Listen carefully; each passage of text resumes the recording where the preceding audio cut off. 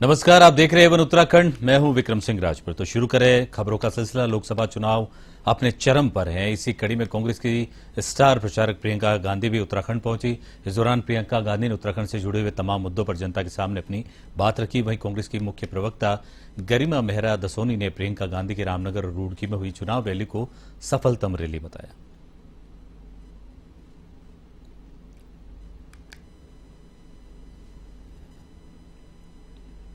तमाम कूड़ा स्टार प्रचारक एक तरफ और एक तरफ प्रियंका गांधी अकेली सब पर भारी पड़ती हैं, इसलिए क्योंकि वो जनता के मुद्दे उठाती हैं। भारतीय जनता पार्टी के स्टार प्रचारक यहां आए और उत्तराखंड की जनता को टहलाकर घुमाकर चले गए, टोपी पहनाकर चले गए, नए नए जुमलों की बौछार करके चले गए, आगे का टारगेट देके चले गए कि अगले 5 साल में वो क्या करेंगे। पिछले 10 साल का रिपोर्ट कार्ड रखा नहीं। भारतीय संविधान के रचयिता और समाज सुधारक भीमराव अंबेडकर की जयंती पर जगह जगह कार्यक्रमों का आयोजन किया गया।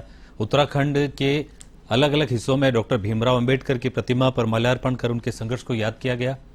देहरादून में कांग्रेस भवन में आयोजित कार्यक्रम में कांग्रेस के प्रदेश महामंत्री नवीन जोशी और कांग्रेसी कार्यकर्ताओं ने श्रद्धासुमन अर्पित किए।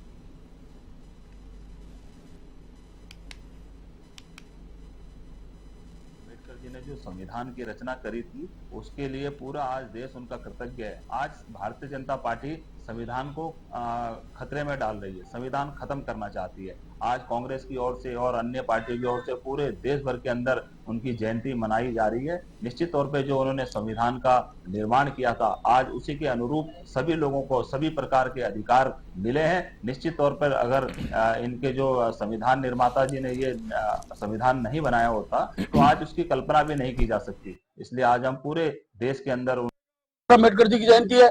अम्बेडकर जयंती, अम्बेडकर गांव है, अनुसूचित बहुल गांव है, वाल्मीकि समाज के गांव है, उन गांव में अम्बेडकर जयंती कार्यक्रम होगा। और मोदी जी द्वारा अम्बेडकर जी के व्यक्तित्व कर जो जो उनका योगदान रहा है उस विषय को हम वहां पर रखेंगे। अम्बेडकर जी की जयंती है। अम्बेडकर जयंती, अम्बेडकर गांव है, अनुसूचित। लोकसभा चुनाव की तैयारियों के चलते सत्तादल बीजेपी लगातार काम कर रही है, जिसे लेकर 17 नवंबर को रामनवमी के अवसर पर भाजपा विशेष कार्यक्रम करने जा रही है। इस बात को लेकर भाजपा के प्रदेश अध्यक्ष महेंद्र भट्ट ने कहा कि रामनवमी के अवसर पर प्रत्येक कार्यकर्ता कन्या पूजन करेगा और मोदी के साथ हमारे प्रत्याशियों की जीत के लिए कन्याओं से आशीर्वाद लेगा।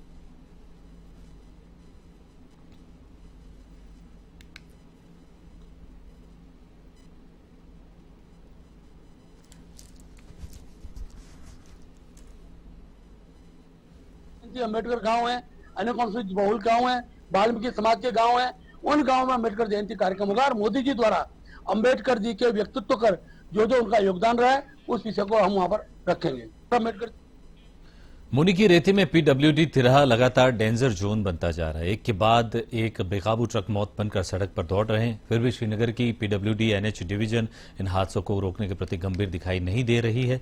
ऐसे एक नया मामला फिर से सामने आया। ईंट से भरा एक डंपर भद्रकाली से आते हुए बेकाबू हो गया। ब्रेक फेल होने की वजह से डंपर ऋषिकेश बद्रीनाथ हाईवे पर एक आश्रम की दीवार को तोड़ते हुए पलट गया। गनीमत रही कि डंपर सवार ड्राइवर और हेल्पर को मामूली चोट ही आई।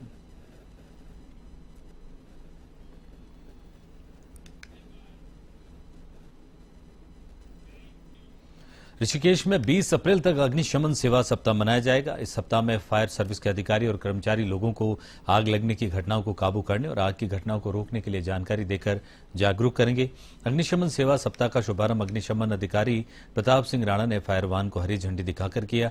अग्निशमन अधिकारी प्रताप सिंह राणा ने बताया कि 14 अप्रैल को अग्निशमन सेवा दिवस भी मनाया जाता है।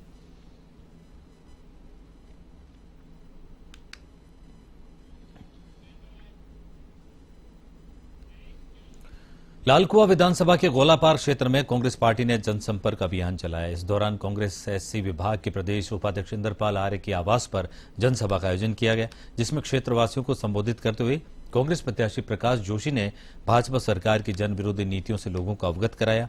वहीं इंद्रपाल आर्य ने कहा कि लगातार जनसंपर्क अभियान चलाया जा रहा है, जिससे कांग्रेस को मजबूती मिल रही है।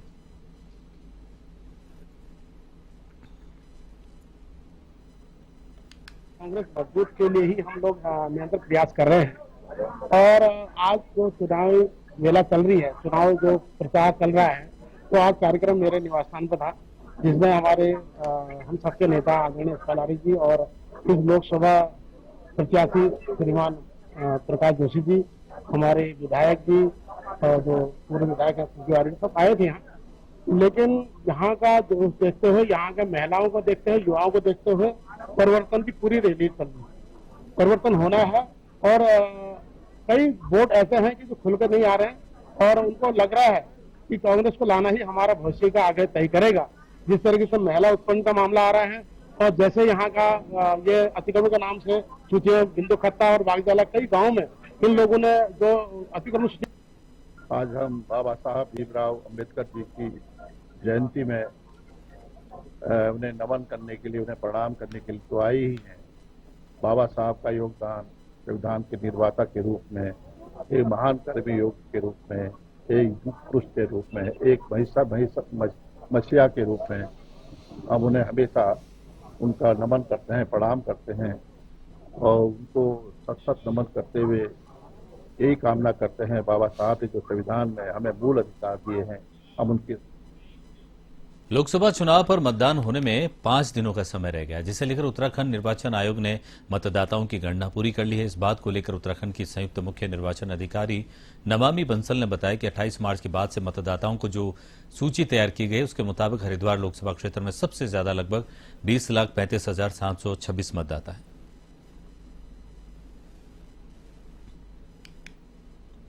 फाइनल हमारा रोल अपडेट हुआ है और उसकी जो स्थिति है 27 को उसमें जितने भी प्रोसेसिंग थी फॉर्म्स की वो सभी कंप्लीट कर ली गई है 27 तारीख तक। और 28 मार्च से जो रोल फ्रीज हुआ है उसके आधार पर जो हरिद्वार संसदीय निर्वाचन क्षेत्र है उसमें सर्वाधिक मतदाता हैं, लगभग 20,35,726।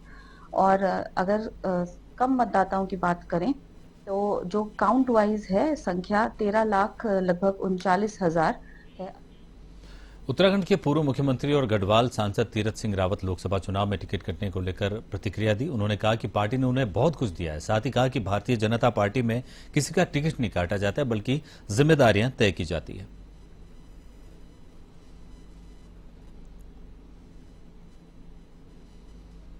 उत्तर प्रदेश में एमएलसी रहा, बहुत कम उम्र का संघर्ष करते ही आ गया। उसके बाद वहाँ एक कमेटी का चेयरमैन भी रहा, देश भी घूमा, यहाँ आया तो मंत्री बन गया।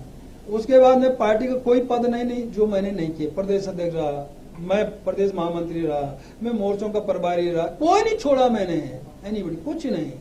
मैं सुनो सदस्यता प्रमुख रहा प्रदेश का, चुनाव जब अध्यक्ष बने तब मैं चुनाव अधिकारी यहाँ का रहा। और उसके बाद में फिर मुझे अन्य प्रदेशों का प्रभारी रहा, मालूम भी नहीं था मुझे सांसद का टिकट मिले। मैं तो प्रभारी था ना हिमाचल का, क्यों टिकट दे दिया। और उसके बाद फिर मुझे यह भी मालूम नहीं था कि मुझे पता ही नहीं, मैं तो सांसद हूं, मैं तो सदन। एवन उत्तराखंड में फिलहाल इतना ही। एवन टीवी पर खबरों का सिलसिला लगातार जारी है, देखते रहें एवन टीवी।